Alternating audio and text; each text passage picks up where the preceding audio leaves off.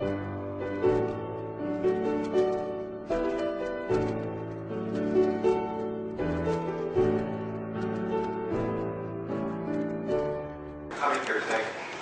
question is, how, if at all, would you expect that your policies towards China would differ from those of Chen Shui-bian?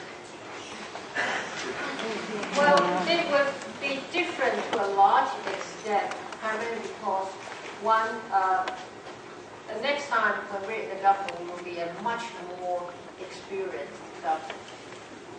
And secondly, our supporters, after going through the 10 years of democratization and 10 years of dealing with the Chinese, are also more sophisticated than before. Now, with sophisticated and more understanding supporters, you are actually better positioned to exercise flexibility that you need in managing that relationship. Thank you for your speech. I'm a freshman at the college here, and I would like to know your opinions regarding American-Taiwanese relations, because you commonly refer to this ideological bond that we both have as democracies, but the recent refusal to sell Taiwan F-16s indicates that America is having a greater giving greater precedence to China instead. So how do you think this relationship will play out in the future, and how important do you think and realistic a U.S.-Taiwanese relationship really is? Thank you. Right.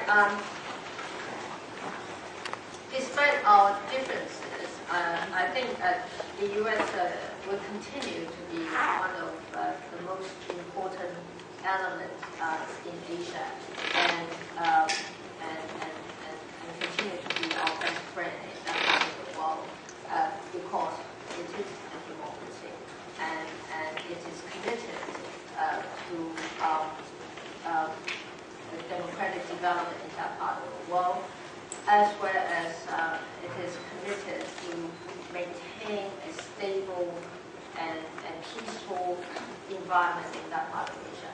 And in those regards, we share the same objectives, and we have the same, we have common interests.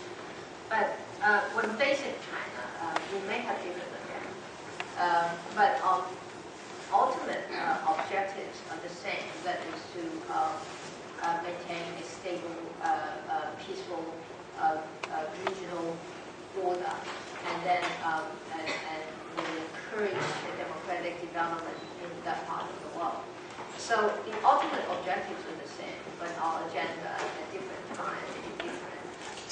But that requires a lot of coordination, consultation, and communication between the two sides. And there are times the U.S. feels more comfortable to sell more advanced weapons to us, and there may be other times they feel less comfortable in selling arms to us. It's a matter of continuing that communication to identify the best time to have this transactions and what sort of weapon items that are best suited for any particular time. So you just cannot sit there and waiting for a decision to be made by the U.S. Constant communication and getting the understanding of the decision makers are very, very important. When the U.S. and Taiwan may have different agendas, but as I said, we share the same ultimate objectives. That is the peaceful and stable regional order, and then the second thing is democratic development.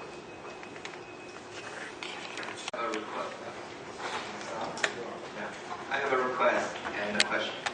The request is, would you greet the people waiting out there after the talk? My 9 years old is waiting out there.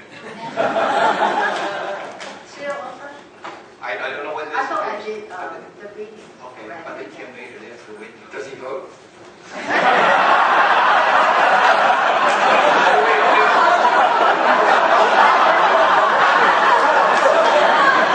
will 15 years from now. And then the question is, my observation is that you don't connect very well with Taiwanese women who lead a traditional life. They have a family to care for, and you don't have a family to worry about. And they, a big part of their family life is children, and you don't have any. And how would you respond to their concerns? How do you let them trust that you share their pain, you share their thoughts? If I make decisions and policies only depending upon my own feeling, then I'll be a very bad leader.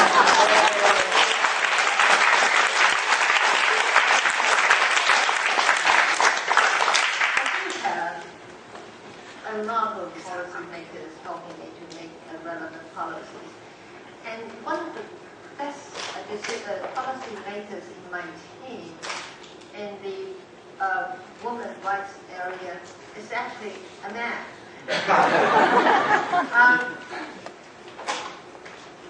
The other thing is that I have quite a number of people working with me on a day-to-day basis.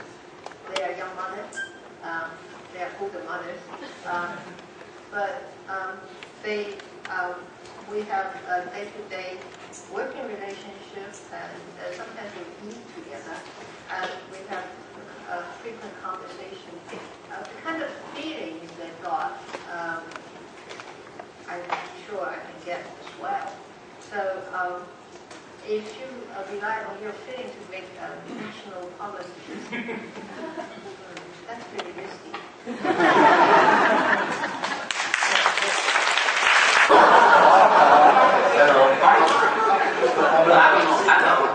Just this afternoon, Mr. Senator declared he will join the president election next year.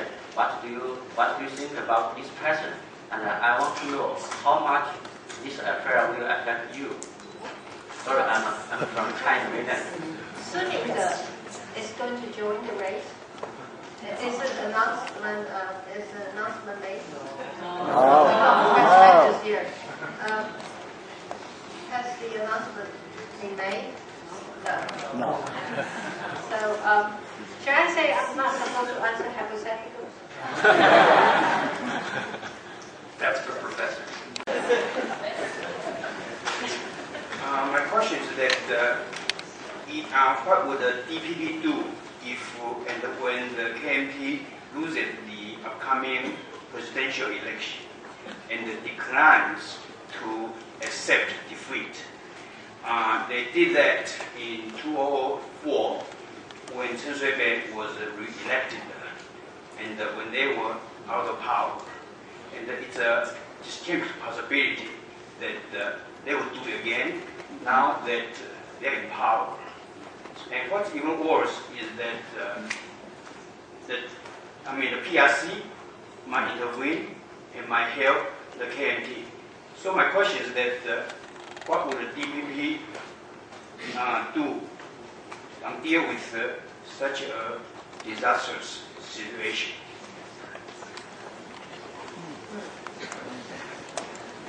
Well, people talk about this possibility. Isn't that hypothetical?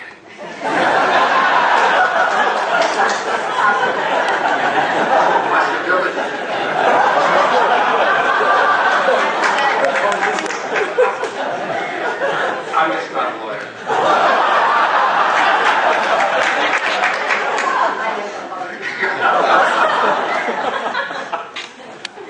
But people talk about the possibility. It's a matter of how big or small this possibility is. Of course, I can not rule out the possibility outright, but I tend to think that given the maturity of our democracy and also the sophistication of the voters and the citizens, that responsibility is rather small, but it's just that people have to pay attention to it and to ensure that there will be a smooth transition. And it's everybody's responsibility in Taiwan to ensure that there will be a smooth transition. Dr. Tsai, thank you very much. This is your speak. I no question, but then I have a write paper as a small gift to you. In 1998, I went to Taiwan. In 2018, I went to Taiwan again. So the 10th year, I compare with the mainland and Taiwan. I opinion write the paper as a limited give you. Maybe not time to answer the question, answer the paper, but I want to give you a small lift. You, thank you.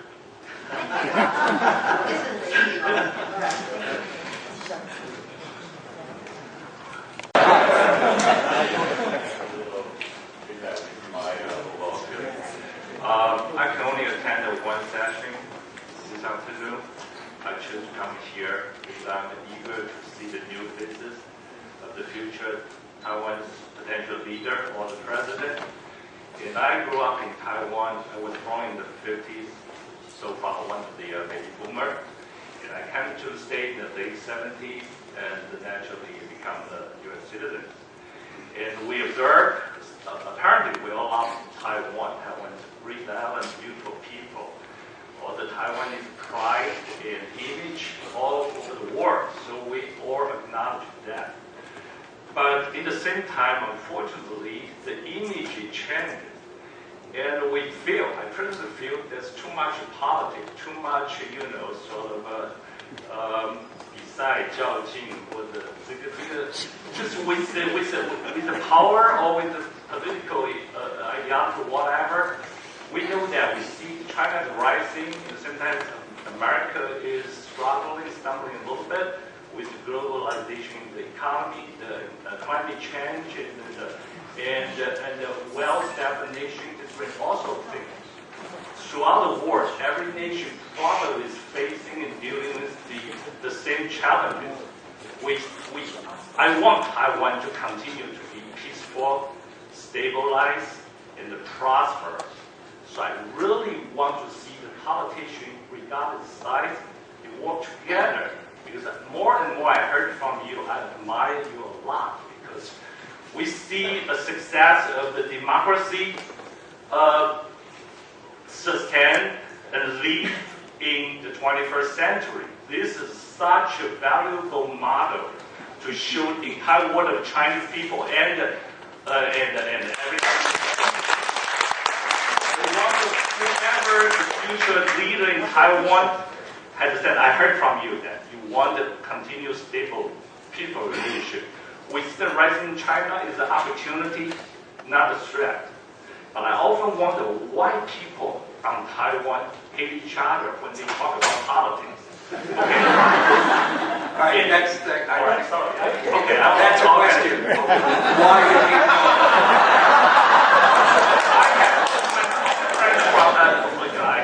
American friends, Chinese friends, see why I play with you. why do people on Taiwan hate each other?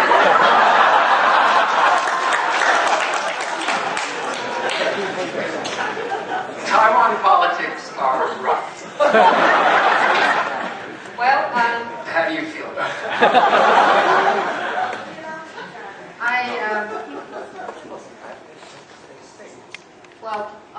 I'm not a very experienced politician, as you know.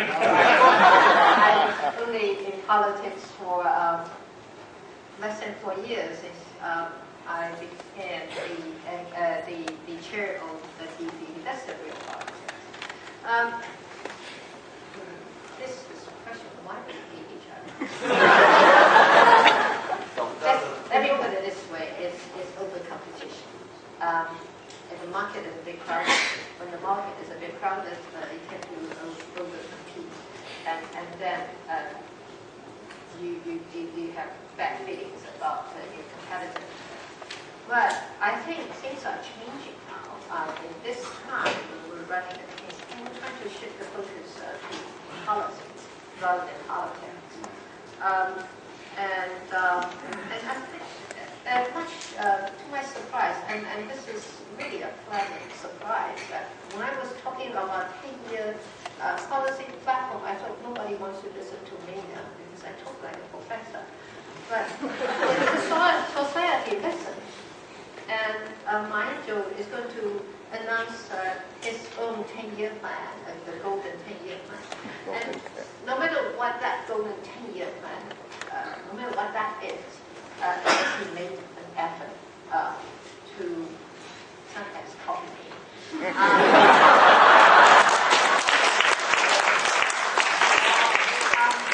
To announce his policy intentions.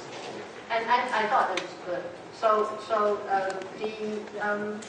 the competition now is more, I hope it will continue to be this way, to be policy driven rather than politics driven.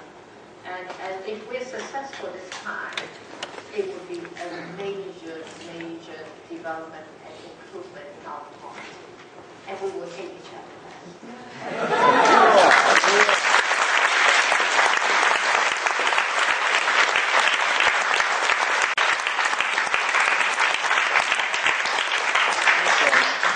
Thank you very much.